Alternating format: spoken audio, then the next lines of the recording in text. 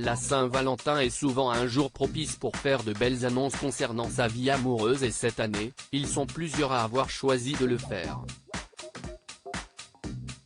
Aux États-Unis, le fils d'Andra Agassi et Steffi Graf, Jayden, a dévoilé le visage de la fille qu'il aime et qui partage sa vie.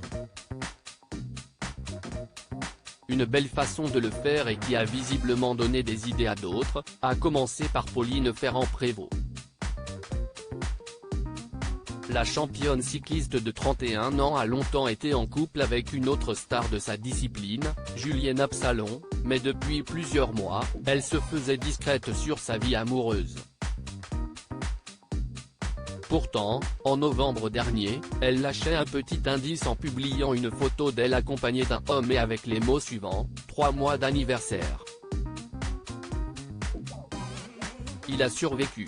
Une photo qui a relancé les rumeurs de couple et finalement, Pauline Ferrand-Prévot est bien en couple.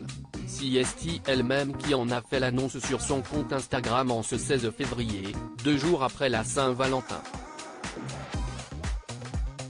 Loin des yeux, près du cœur et il ne vaut mieux tard que jamais. Mais je reste fidèle à moi-même, toujours un peu en retard. Bonne Saint-Valentin my love, écrit-elle sur une publication où l'on peut voir le visage d'un beau jeune homme souriant. Alors oui, l'amour si est pas facile mais ça vaut le coup d'être vécu, un beau gosse dont on ne connaît pas l'identité et que Pauline Ferrand-Prévot semble vouloir protéger. Pourtant, la multiple championne du monde semble déjà très amoureuse, elle qui a connu de nombreuses déceptions par le passé. Je crois vraiment à l'amour.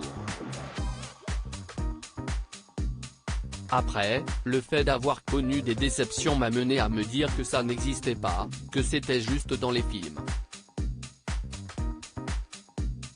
Et si est souvent au moment où tu l'attends le moins, finalement, que ça arrive. Donc il existe peut-être réellement. Il faut peut-être simplement placer le curseur au bon endroit, explique-t-elle, avant de poursuivre son explication sur sa définition de l'amour et de conclure, alors oui, l'amour si est pas facile, même pas du tout des fois, mais ça vaut le coup d'être vécu, rien n'est jamais vraiment facile de toute façon. Mais une vie sans amour serait une vie sans soleil, non ? À méditer. Point.